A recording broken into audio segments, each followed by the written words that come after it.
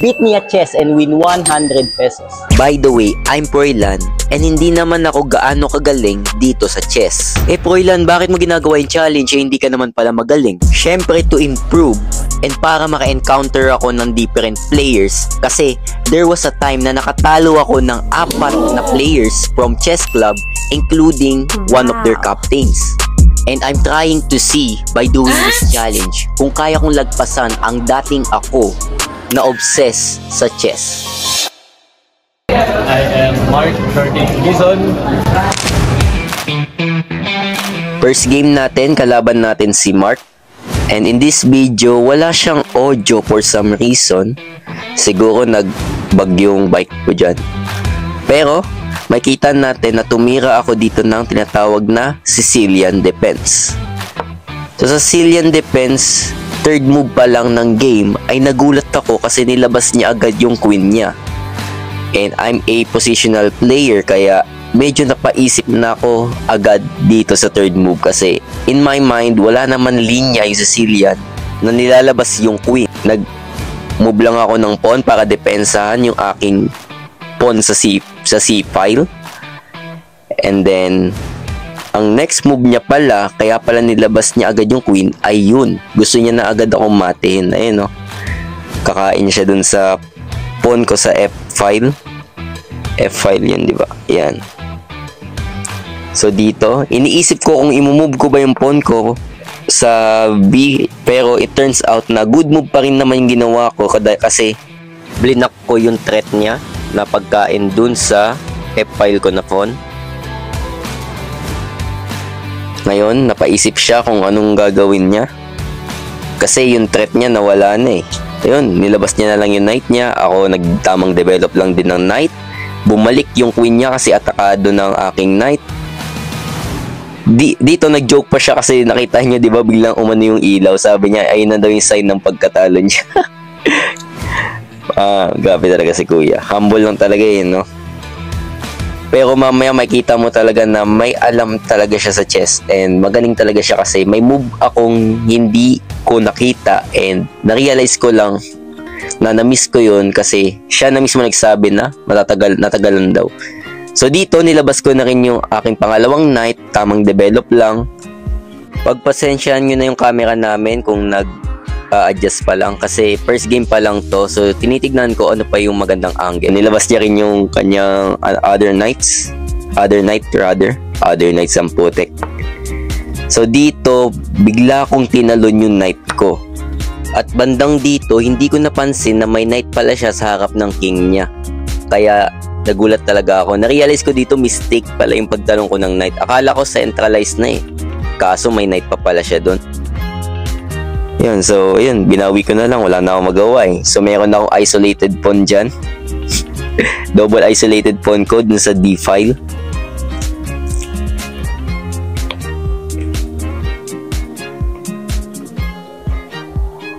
Ano yung gagawin niya? Kung ako naisip ko tatalon yung knight ko dun sa ano eh. Kung ako yung puti tatalon yung knight ko dun sa B5 para atakado yung pawn ko. Mali talaga yung ginawa ko dun. Di ko kasi napansin yung knight niya dun sa yun. Diba? Tumalon na nga. Para atakado yung pawn. Dedepensahan ko ba yan? Or aatake ako ng counterplay? Paisip-isip na ako kasi na-realize ko talaga yung bandang dito na nagkamali talaga ako ng talon ng knight. Sayang yung knight ko dun. Binigay ko lang for no reason.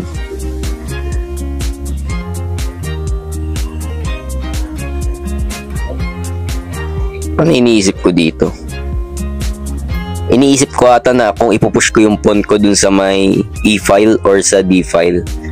Kasi pag E file ano lang eh, solid lang yun. Pinush ko yung nasa D file ko na pawn para kung kakainin niya yung pawn ko, kain naman ako ng bishop. So kailangan gumalaw yung bishop niya. Okay, kinain niya. Syempre, titakes ko din yan.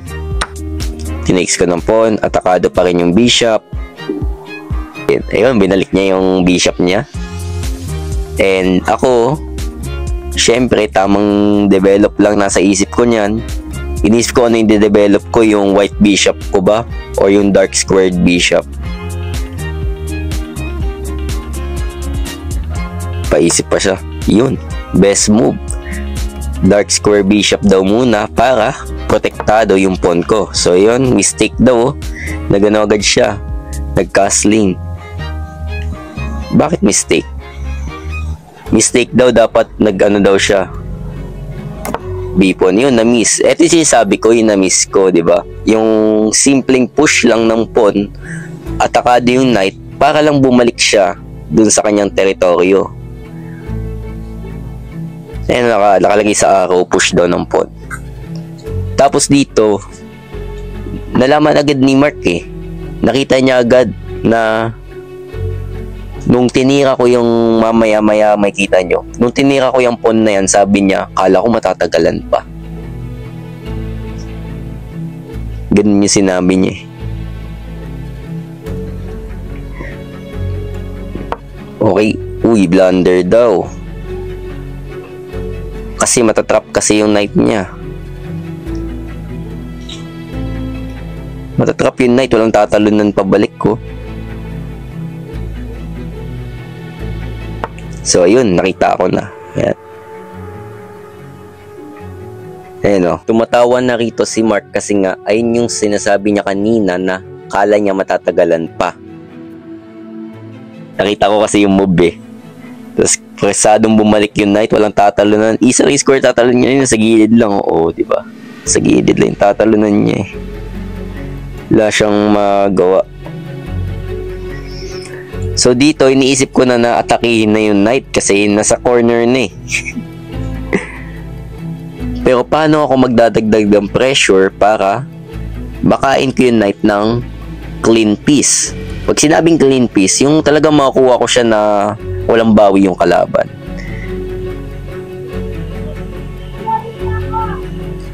Kasi dun pala, kaya pala blunder yung pawn kasi instead na dalawa yung nagbabantay, pero yan, naglabas muna ako ng bishop, tamang develop lang muna. Nilabas ko na yung aking light squared bishop, atakado yung queen.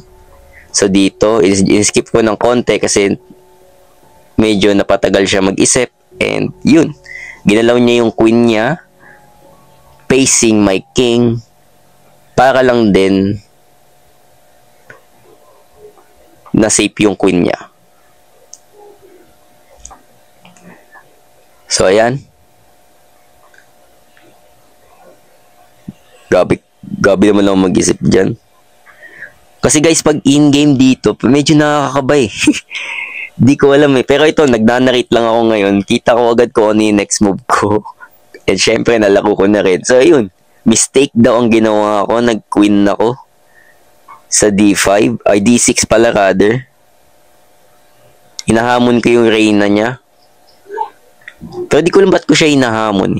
Mali talaga eh. Kasi, pag hinamon ko, tas tinix ng queen niya yan, lugi ako sa endgame. Kita niyo yung pawn structure ng kalaban. Ang solid ng pawn structure niya. Tignan mo sa akin, may island akong dalawa. Ay, tatlo pala. Tas yung isang island is double isolated pawn pa. So, yun. Inatake niya ang aking pawn sa D-file by playing, anong letter to? By playing C4. O, diba? Best move daw dapat ng white is kain na lang daw ng queen. Kasi dalhin na lang daw sa endgame. Kasi lamang naman siya sa pawn structure. Pero dito, kaya sinabing blunder. Kasi, diba, gaya ng sabi ko kanina, nakalinya na yung bishop and queen ko dun sa knight. Eh, isa lang yung umatake sa knight eh. Hindi ko ginawa yan in my mind na kapag kain ko ng knight, kain ng bishop, akala ko may takes ng queen. Eh, nakita ko na ako pala yung unang mag-move. Kaya hindi ko ginawa dyan. Ang best move talaga dyan guys is bishop takes knight. Eh, anong ginawa ko rito? Yun, nilabas. Yun, again, pasant ako kasi maganda tignan. O, diba? Sabi, best move ko doon, O, kinain niya yung pawn, blunder naman daw kasi hanging yung kanyang knight. na hindi ko pa rin napansin. Kinain ko na lang yung queen at kinain niya ng pawn. Sayang yung advantage ko doon. One piece up sana ako. Kung siguro dito nagkaroon na ako ng tinatawag na blind spot. Kasi nakapokus na ako dun sa king side eh. Tingnan mo. Malaman mo nakapokus ako sa king side kasi tingnan mo yung development ko ngayon. Lahat ng pyesa ko nasa king side. And dadagdagan ko pa ng rook na nilagay ko sa open pile doon sa E. Anong gagawin niya rito? Kay bishop. Ayun. Na blind spot din yata si Mark. And dito nakita ko na libre yung knight. Nawala na kasi ng depensa. Push ng pawn. Kakainin ko ata yan eh. Isolated naman yan eh. Kaya pakainin mo na pa ilan. O diba, kinain ko na ng pawn. Siyempre, babawiin yan ng bishop yan. Di pwedeng pawn yung pambawi niya dyan. Papangit yung pawn structure niya lalo. Kasi dun sa king side, yung pawn structure niya, tignan mo, nakadoble na oh. May double isolated pawn. Pero di naman siya isolated pawn kasi may pawn pa siya dun sa may rook. So yung kinain niya ng bishop. Pinush ko ng dalawa yung rook. Wow! Ay, pinush ko ng dalawa rather yung pawn ko sa may b-file. Best move pala yun. Pagkasadong gumalaw yung bishop. Ayun, di ko to nakita. Libre pala yung bishop doon. Ay, natawa na lang ako. Yung audience niya sabi, late na, ngayon nyo lang na-realize. Ganun. Maraming audience dyan para, classmate yata ni Mark. And mga ibang estudyante na pababa pa lang. Di ko nakita yun, no? Sabi ko rito, kala ko kasi pawn yung knight. So, ayun. Nakagalaw pa to dito, bishop. Libre sana. 2 pyesa na sana yung lamang ko. Siyempre, binawi ko yan. Lamang ako eh. Palit-palit lang. Yan. Binawi ng pawn. Tapos, dito, nasa isip ko na lang, ang plano ko is talagang ipalit lang lahat ng pyesa. Wala naman pa ligoy-ligoy pa. Kasi lamang ako eh. O, yan o. Diba? Atakado yung dark squared bishop niya. Paano niya dedepensahan yan? Kahit depensahan yan, kakainin ko pa rin yan. Okay. Yun. Kakainin ko yan. O, diba? Kinain ko yung bishop.